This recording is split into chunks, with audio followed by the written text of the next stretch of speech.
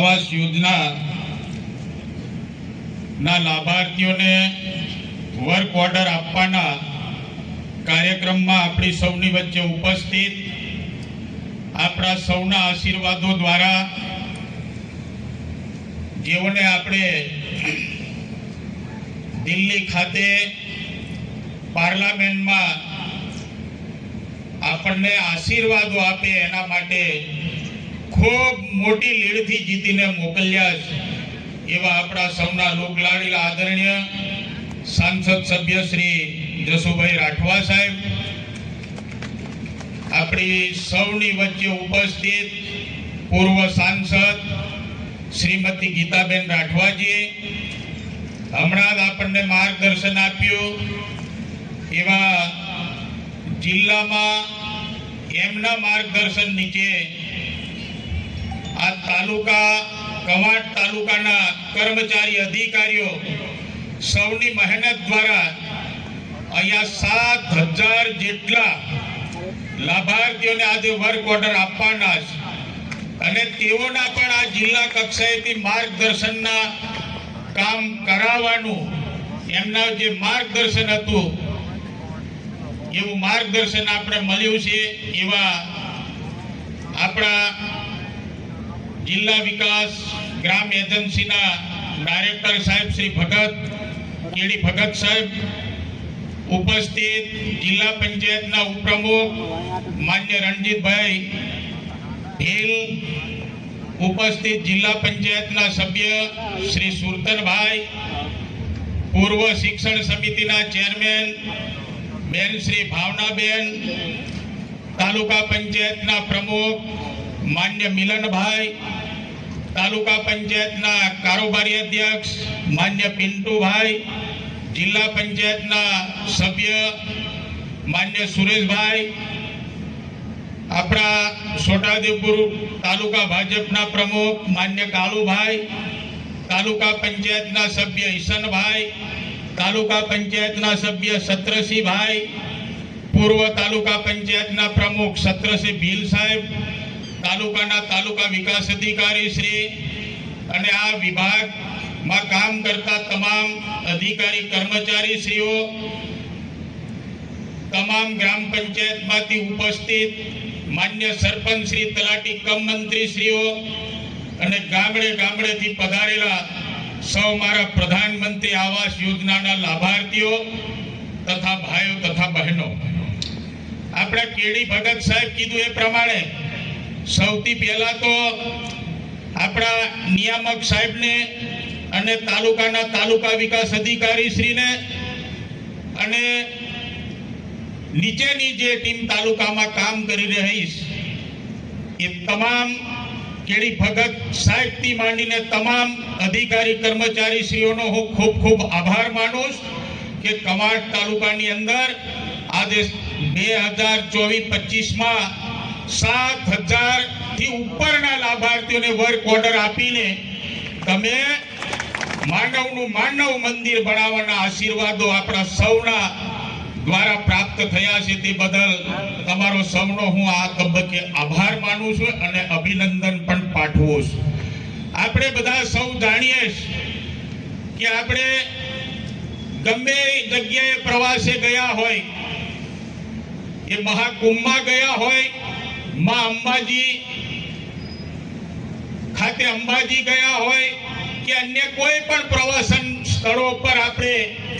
કુટુંબ સહિત ગયા હોય, પરંતુ ત્યાં જેટલો આનંદ આવે એટલો આનંદ આપણે લૂંટીને આવીએ, માણીને આવીએ, પરંતુ આપણો થાક ઉતરે તો આપણો થાક ક્યાં ઉતરે? આપણા પોતાના ઘરના બારણે, આપણા પોતાના ઘરે આવીને આપણો થાક ઉતરતો હોય. એવું માનવ મંદિર બનાવવા માટે દેશના પ્રધાનમંત્રી નરેન્દ્રભાઈ મોદી સાહેબે આપણને ખૂબ મોટા આશીર્વાદો દ્વારા માનવ મંદિર બનાવવા માટેના આશીર્વાદો દીધા છે. આપણે બધા સૌ જાણીએ કે ભૂતકાળોની સરકારોમાં આપણને જે આવાસો મળતા હતા, એ કેવા પ્રકારના આવાસો આપણને પ્રાપ્ત થતા હતા, એ બધું જ આપણે સૌ જાણીએ છીએ. પરંતુ દેશના પ્રધાનમંત્રી નરેન્દ્રભાઈ મોદી સાહેબ કીધું એ પ્રમાણે તમે 6 માસની અંદર આવાસનું કામ પૂર્ણ કરી દો તે તમને 1,82,000 રૂપિયાની સહાય દેશના પ્રધાનમંત્રી નરેન્દ્રભાઈ મોદી સાહેબના આશીર્વાદો દ્વારા પ્રાપ્ત થવાની છે. આજે જ્યારે પ્રધાનમંત્રી આવાસ યોજનાની વાત થઈ રહી છે ત્યારે આખા દેશની અંદર 3 કરોડ આવાસો દેશના પ્રધાનમંત્રી નરેન્દ્રભાઈ મોદી સાહેબે આપણને દીધા છે. શહેરી યોજના અંતર્ગત 1 કરોડ ઘર, ગ્રામીણ વિસ્તારમાં 2 કરોડ ઘરના નિર્માણ માટેની મંજૂરી અને 2014 થી અત્યાર સુધી શહેરી અને ગ્રામીણ એ બંને વિસ્તારની વાત કરીએ તો 4.27 કરોડ ઘર બનાવવાનો આશીર્વાદ દેશના પ્રધાનમંત્રી નરેન્દ્રભાઈ મોદી સાહેબે આપણને દીધા છે. આપણે બધા સૌ જાણીએ છીએ એની સાથે સાથે પીએમ સૂર્ય ઘર મફત વીજળી યોજનામાં 3.5 લાખથી વધુ ઘરોમાં સૌર ઉર્જા સિસ્ટમ લગાવવામાં આવી, જેનાથી મધ્યમ વર્ગને આર્થિક મજબૂતીમાં સહારો મળ્યો છે. આપણે બધા સૌ જાણીએ કે 2 ઓક્ટોબર મહાત્મા ગાંધીજીની જન્મ જયંતિના અવસરે આદિવાસીઓના કલ્યાણ માટે પીએમ મોદીએ ઝારખંડના હજારીબાગમાં ધરતી આંબા જનજાતીય ગ્રામ ઉત્કર્ષ અભિયાનનો શુભારંભ કર્યો, જેનાથી આપણને બધાને ખ્યાલ છે કે 30 રાજ્ય અને કેન્દ્ર શાસિત પ્રદેશ નરેન્દ્રભાઈ મોદી સાહેબે જે MBBS ડોક્ટર બનવા માટે ખાલી પુસ્તકનું જ્ઞાન જરૂરી નથી, પ્રેક્ટિકલ જ્ઞાન પણ કોઈ માણસ ઉપર આપણે સર્જરી કરવી પડે, સર્જરી કર્યા પછી આપણને MBBS ડોક્ટર બનવાનું પ્રમાણપત્ર આપણને મળે. આપણે કોઈના ઉપર પરીક્ષણ જ ના કરીએ તો એનો ખ્યાલ આપણને આવે પણ નહીં. એટલે જેમ બેંક આધારિત અને પોસ્ટ આધારિત પેમેન્ટ થવાના કારણે આપણે ક્યાંક અટવાયા હતા, જેના કારણે દેશના પ્રધાનમંત્રીએ બરાબર પરીક્ષણ કર્યું અને પરીક્ષણ કરતા માલુમ પડ્યું કે હવે પણ અમારા પૈસા, મારા મનરેગાની મંજૂરી મારા લાભાર્થીઓને મળતી નથી. એટલે હવે ડીબીટી પેમેન્ટ દ્વારા તમારું પેમેન્ટ તમારા ખાતામાં જમા થાય એવા પ્રકારની વ્યવસ્થા કરીને પ્રધાનમંત્રી, દેશના પ્રધાનમંત્રી નરેન્દ્રભાઈ મોદી સાહેબે આપણને આશીર્વાદ દીધા છે. ત્યારે મારે સૌને કહેવું છે, જોબ કાર્ડ સાથે તમારું આધાર કાર્ડ અને બેંક એકાઉન્ટ તમે તૈયાર રાખજો. અમે કેણી ભગત સાહેબ સાથે, તાલુકા વિકાસ અધિકારી સાહેબ સાથે, કામ કરતા તાલુકાના કર્મચારી અધિકારીઓ સાથે, તાલુકા પંચાયતના પ્રમુખ શ્રી સાથે, તાલુકા પંચાયતના કારોબારી અધ્યક્ષ પિન્ટુભાઈ સાથે, અમારી પૂરી ભારતીય જનતા પાર્ટીની ટીમ સાથે અમે પણ અધિકારીઓ સાથે સહયોગ આપીને સંપૂર્ણ પ્રધાનમંત્રી આવાસ યોજનાનો લાભ બધા લાભાર્થીઓને મળી જાય એવા અમે પ્રયત્નો સાથે મળીને કરવાના છે. આ વિસ્તારની અંદર રોડ રસ્તાની વાત કરું ત્યારે રોડ રસ્તા માટે અનેક લોકો અનેક વિસ્તારમાંથી આવીને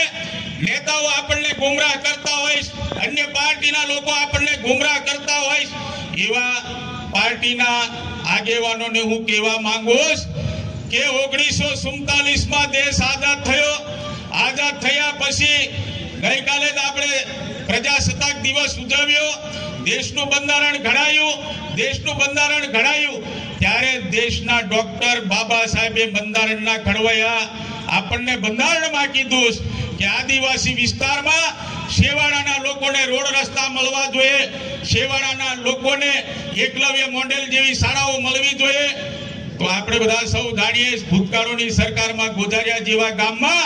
એકલવ્ય મોડેલ શાળાઓ નહોતી. અમારા પિન્ટુભાઈનું ગામ આમસોટા, ત્યાં અત્યારે એકલવ્ય મોડેલ શાળાનું નિર્માણ થયું. માન્ય સંસદ સભ્ય શ્રી જસુભાઈ રાઠવા ત્યાં જઈને ઉદ્ઘાટન કર્યું. એવી શાળાઓ નહોતી. આ બધું કામ દેશના પ્રધાનમંત્રી નરેન્દ્રભાઈ મોદી સાહેબના આશીર્વાદો દ્વારા જ્યારે થઈ રહ્યું ત્યારે આપણે અન્ય પાર્ટીના આગેવાનો સાથે, એમની વિચારધારા સાથે સંકળાયા વગર ભારતીય જનતા પાર્ટીની સરકારના દેશના વડાપ્રધાન શ્રી નરેન્દ્રભાઈ મોદી સાહેબના માર્ગદર્શન હેઠળ આપણે બધા સૌ કામ કરીએ. ધરતી આંબા જન ઉત્કર્ષ યોજનામાં પણ ખૂબ મોટી ગ્રાન્ટો આખા દેશમાં વસતા આદિવાસીઓ માટે, દરેક જિલ્લા માટે, દરેક તાલુકા માટે, શિક્ષણ હોય, આરોગ્ય હોય, પીવાના પાણીની વાત હોય, વીજળીની વાત હોય, સિંચાઈની વાત હોય,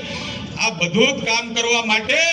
ધરતી આંબા જન ઉત્કર્ષ યોજનામાં પણ દેશના પ્રધાનમંત્રી નરેન્દ્રભાઈ મોદી સાહેબે કરોડો રૂપિયા આપીને આપણા આદિવાસીઓનું ઉત્થાન કરવાના આશીર્વાદ જ્યારે દીધા ત્યારે આપ સૌ બધા સાથે મળીને જ્યારે સર્વે ચાલી રહ્યું ત્યારે આપણે બધા જ આગેવાનો ખભે ખભા મિલાવીને જે બાકી રહી ગયેલા જે આપણા લાભાર્થીઓ એને લાભ આપવાનો આપણે સૌ સાથે મળીને કામ કરીએ એવી આશા અને અપેક્ષા સાથે કારણ કે માન્ય આપણા સાંસદ સભ્ય શ્રી કવાંટમાં જ્યારે એમ તો બોલાયા હતા અમે પાંડવડ ખાતે ખૂબ મોટું એમનું ભવ્ય સ્વાગત કર્યું પરંતુ જીત્યા પછી જ્યારે સૌ પ્રથમવાર